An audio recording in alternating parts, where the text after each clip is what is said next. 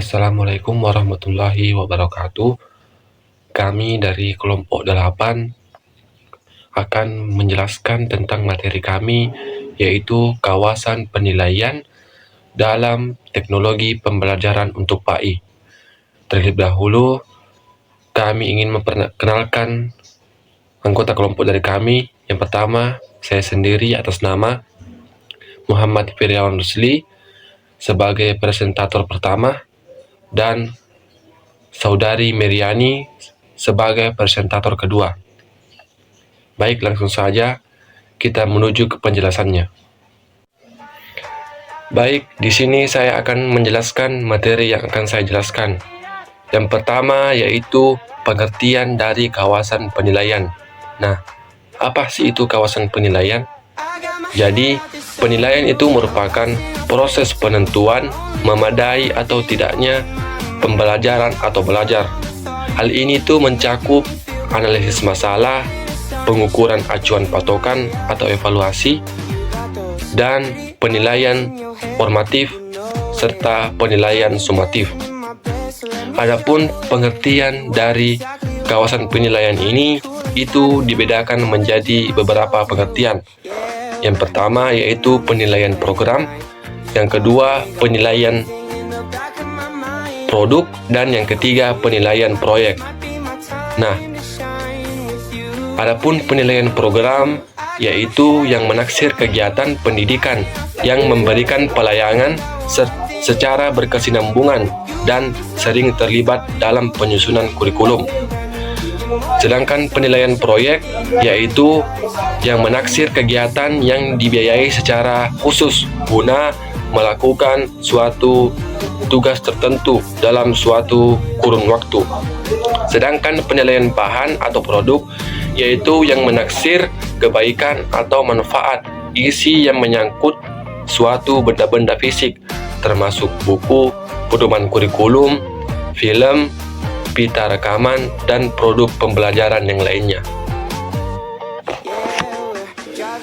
Materi yang kedua yaitu kawasan penilaian dalam teknologi pembelajaran. Kawasan penilaian dalam teknologi pembelajaran ini itu adalah bagaimana kita memanfaatkan teknologi untuk menilai suatu proses pembelajaran menjadi lebih efisien dan juga efektif. Kawasan penilaian dalam teknologi pembelajaran ini itu dibedakan menjadi beberapa bagian. Yang pertama yaitu analisis masalah, yang kedua pengukuran acuan patokan, dan yang ketiga penilaian formatif dan sumatif. Adapun analisis masalah yaitu pengamatan yang kita lakukan untuk hal-hal yang telah dilakukan. Jadi, bagaimana kita menentukan strategi untuk mengatasi masalah yang terjadi dalam suatu pembelajaran.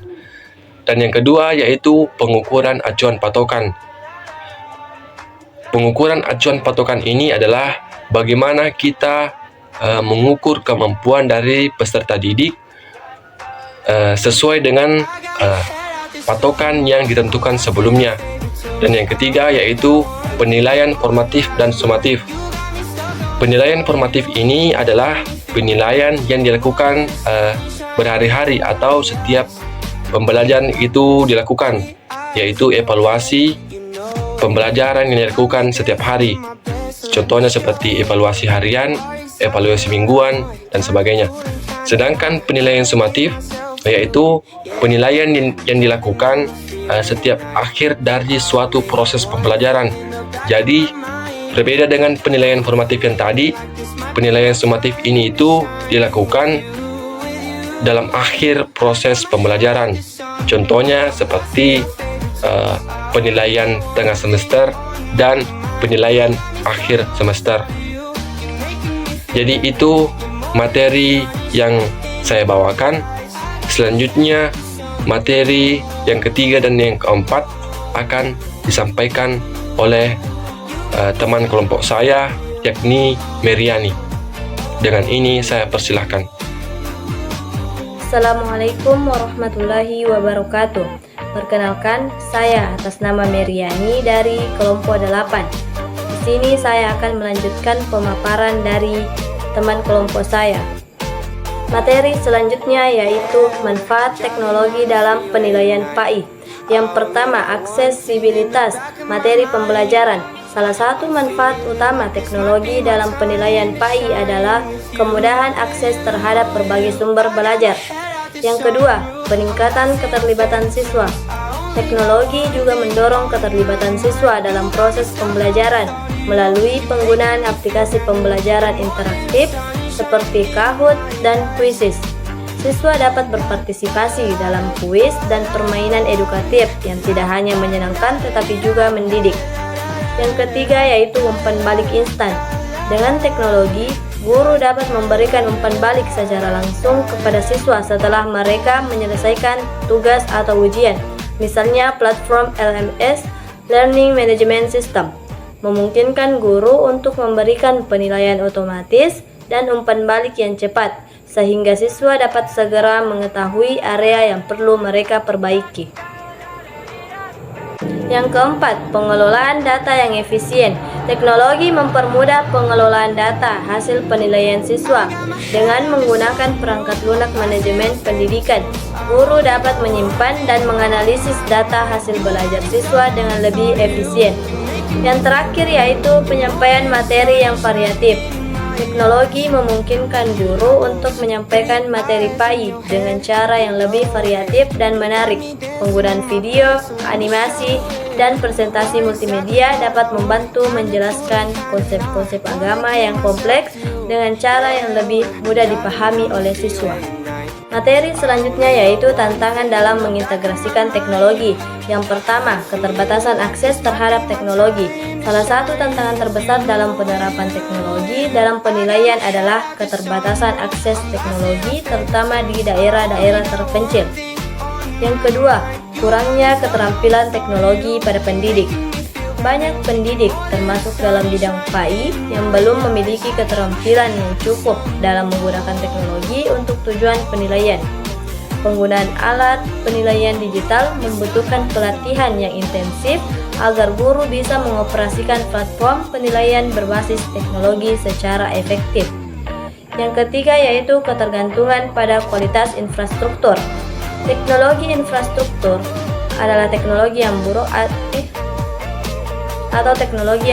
atau tidak memadai, seperti koneksi internet yang lambat atau perangkat keras yang tidak mendukung, menjadi kendala besar dalam penerapan penilaian berbasis teknologi.